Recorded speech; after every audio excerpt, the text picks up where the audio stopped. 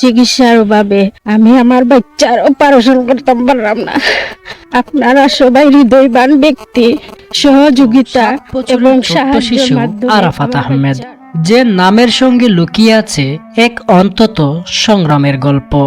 যেখানে সকালবেলার আজান শুনে মসজিদে ছুটে যাওয়ার কথা, পাড়াপড়শির বাচ্চাদের সঙ্গে দৌড়ে খেলার কথা, অথচ সেই আরফাত আজ লড়ছে জীবন মৃত্যুর কঠিন যুদ্ধে।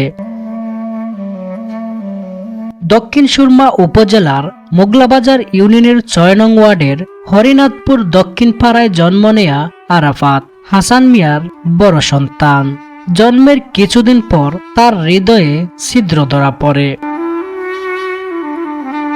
দীর্ঘ ৭ বছর ধরে চিকিৎসা চলছে, কিন্তু গত ৬ মাসে রোগটি হঠাৎ করে ভয়ানক আকার ধারণ করলেও চলমান চিকিৎসাও থেমে গেছে অর্থের অভাবে।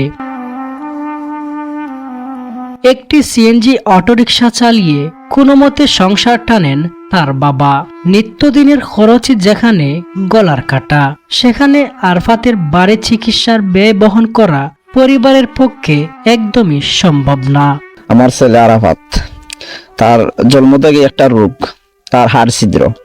আমি অনেক চেষ্টা করছি, সিলেট গেছি, সিলেট যাওয়ার পরে তারা কইছে সিলেট চিকিৎসা নাই। আমি ঢাকাত গেছি, ঢাকাত গিয়ে আমি অনেক টাকা পয়সা খরচ করছি, করিয়া আমার ছেলেরে চিকিৎসা লাগি ডাক্তারের কাছে গেছি। ডাক্তারে কইছে ঢাকাত চিকিৎসা হইতো নাই, যাওয়া লাগবো ইন্ডিয়াত।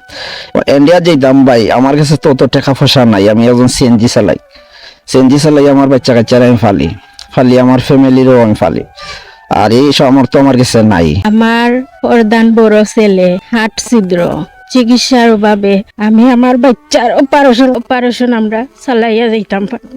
আপনারা যদি আমরার পাশে এগিয়ে আসুন। আর আমার ছেলে ৮ লক্ষ টাকা লাগবে অপারেশনও। কিন্তু বড় বাধাটি হলো এই চিকিৎসার জন্য প্রয়োজন প্রায় ৮ লাখ টাকা।